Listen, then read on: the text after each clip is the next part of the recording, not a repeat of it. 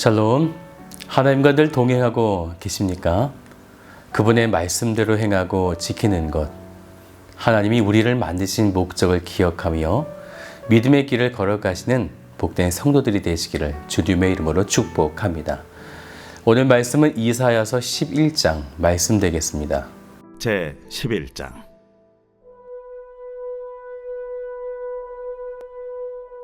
이새의 줄기에서 한 싹이 나며 그 뿌리에서 한 가지가 나서 결실할 것이요 그의 위에 여호와의 영 곧 지혜와 총명의 영이요 모략과 재능의 영이요 지식과 여호와를 경외하는 영이 강림하시리니 그가 여호와를 경외함으로 즐거움을 삼을 것이며 그의 눈에 보이는 대로 심판하지 아니하며 그의 귀에 들리는 대로 판단하지 아니하며 공의로 가난한 자를 심판하며 정직으로 세상의 겸손한 자를 판단할 것이며 그의 입에 막대기로 세상을 치며 그의 입술의 기운으로 악인을 죽일 것이며 공의로 그의 허리띠를 삼으며 성실로 그의 몸에 띠를 삼으리라. 그때에 이리가 어린 양과 함께 살며 표범이 어린 염소와 함께 누우며 송아지와 어린 사자와 살진 짐승이 함께 있어 어린아이에게 끌리며 암소와 곰이 함께 먹으며 그것들의 새끼가 함께 엎드리며 사자가 소처럼 풀을 먹을 것이며 젖 먹는 아이가 독사의 구멍에서 장난하며 젖된 어린아이가 독사의 굴에 손을 넣을 것이라. 내 거룩한 산 모든 것에서 해됨도 없고 상함도 없을 것이니 이는 물이 바다를 덮음같이 여호와를 아는 지식이 세상에 충만할 것임이니라. 그날에 이새의 뿌리에서 한 싹이 나서 만민의 기치로 설 것이요 열방이 그에게로 돌아오리니 그가 거한 곳이 영화로우리라. 그날에 주께서 다시 그의 손을 펴사 그의 남은 백성을 아수르와 애굽과 바드로스와 구스와 엘람과 시날과 하맛과 바다 섬들에서 돌아오게 하실 것이라. 여호와께서 열방을 향하여 기치를 세우시고 이스라엘의 쫓긴 자들을 모시며 땅 사방에서 유다에 흩어진 자들을 모시리니 에브라임의 질투는 없어지고 유다를 괴롭게 하던 자들은 끊어지며 에브라임은 유다를 질투하지 아니하며 유다는 에브라임을 괴롭게 하지 아니할 것이요 그들이 서쪽으로 블레셋 사람들의 어깨에 날아앉고 함께 동방 백성을 노략하며 에돔과 모압에 손을 대며 암몬 자손을 자기에게 복종시키리라. 여호와께서 애굽 해만을 말리시고 그의 손을 유브라데 하수 위에 흔들어 뜨거운 바람을 일으켜 그 하수를 쳐 7갈래로 나누어 신을 신고 건너가게 하실 것이라. 그의 남아있는 백성 곧 아수르에서 남은 자들을 위하여 큰 길이 있게 하시되 이스라엘이 애굽 땅에서 나오던 날과 같게 하시리라. 우리가 어제 보았던 이사야 10장에서는 심판 이후에 남은 자들이 하나님께 돌아와 회개 운동을 일으킬 것과 남유다는 아수르로부터 구원하실 거다, 이것을 예언하였는데요.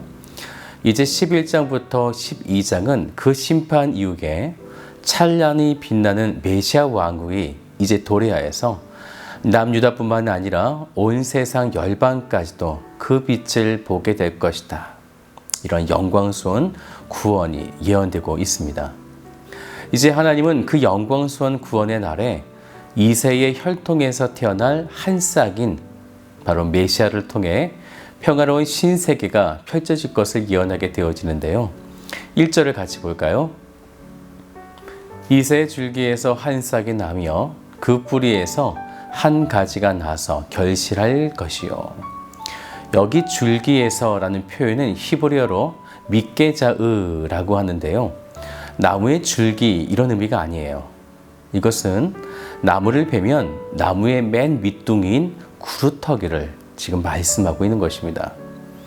이것은 생명의 기운을 조금 더 찾을 수 없는 비참한 형편, 완전한 파멸과 멸망을 상징하는 것인데요.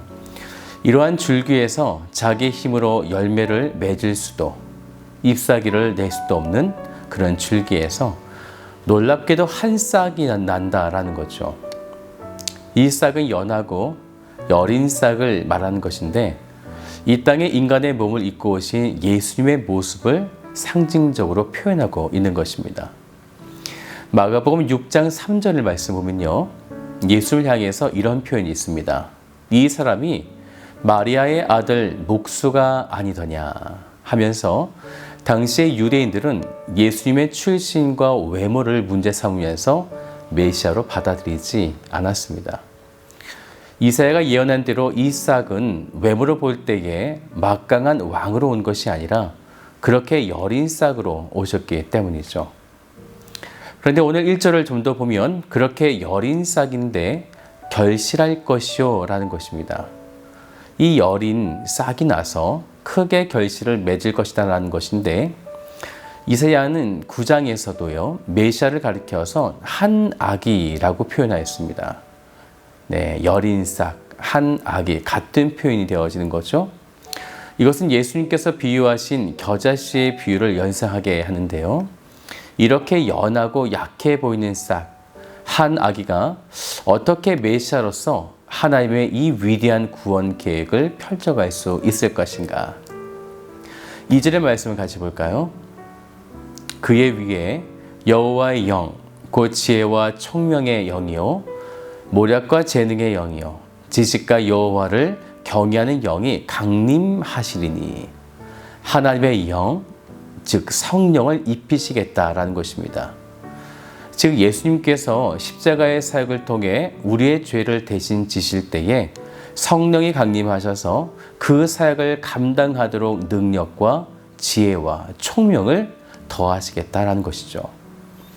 그래서 메시아로 이 땅에 오신 예수님은 이제 3절부터 5절까지 인간의 역사 한가운데에 들어가셔서 하나님의 공의로 심판하시게 되어지는데 이때 그는 완벽한 재판관이 되셔서 구원할 자와 악인들을 선별하시게 되는 것입니다. 4절을 같이 볼까요? 공의로 가난한 자를 심판하며 정직으로 세상에 겸손한 자를 판단할 것이며 그의 입에 막대기로 세상을 치며 그의 입술에 기운으로 악인을 죽일 것이며 그리스도께서 하나님의 공의로움으로 재판, 다스리시겠다라는 것인데 이제 그 공의로우심이 완성되는 그 날에 6절부터 9절까지는 새로운 세계에서 주어지는 평화의 나라의 모습을 우리들에게 예언으로 보여주고 있습니다. 6절을 같이 좀 볼까요? 그때 이리가 어린 양과 함께 살며 표범이 어린 염소와 함께 누우며 송아지와 어린 사자와 살찐 짐승이 함께 있어 어린 아기에게 끌리며 새롭게 다가올 거룩한 산 세상에서는 약한 자, 강한 자 모두가 서로에게 해대위 없이 하나님의 공의로우심으로 온전하고 안전하게 다스려지게 된다는 것입니다. 왜냐하면 그때의 9절을 보세요. 이는 물이 바다를 덮음같이 여호와를 아는 지식이 세상에 충만할 것임이니라. 그날에는 모든 것에 여호와를 아는 지식이 가득하기 때문이다라는 것이죠.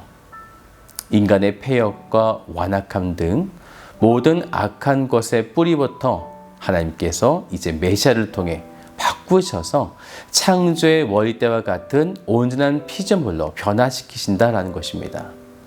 그래서 여호와를 아는 지식, 히브리어로 야다인데요. 그분을 부분적으로 알고 깨닫는 것이 아니라 완전히 알게 되어지는 것. 육적으로도 영적으로도 모든 것을 알게 되는 은혜로운 관계, 친밀한 관계, 진실한 관계가 우리와 하나님과 그렇게 맺어지게 되어지는 것입니다. 이제 10절부터 16절까지는 그날에 이스라엘과 남유다의 남은 자들, 생존자들이 돌아오고 열방을 주의 복음으로 지배하는 영광스러운 미래가 예언되어지는데요. 우리 10절을 같이 볼까요? 그날에 이새의 뿌리에서 한 싹이 나서 만민의 기치로 설 것이요 열방이 그에게로 돌아오리니 그가 거한 곳이 영화로우리라. 기치라는 말은요 영어로 시그널이에요. 일종의 신호다라는 거죠. 그날 마지막 극대에 예수 그리스도가 만민에게 구원의 신호를 내게 될 때에 열방이 그에게로 돌아오게 된다라는 것입니다. 그런데 이 기치, 시그널은 주의 백성에게만이 아니라 12절 말씀을 보니까요. 열방을 향하여도 그렇게 신호를 보내신다라는 거죠. 그래서 흩어진 북이스라엘과 남유다의 하나님의 백성들을 불러 모으시게 되어지는데 이들뿐만이 아니라 온 세상 열방의 사람들까지 이 시그널을 듣고 구원의 자리로 예수 그리스도께서 불러 모으신다라는 것입니다.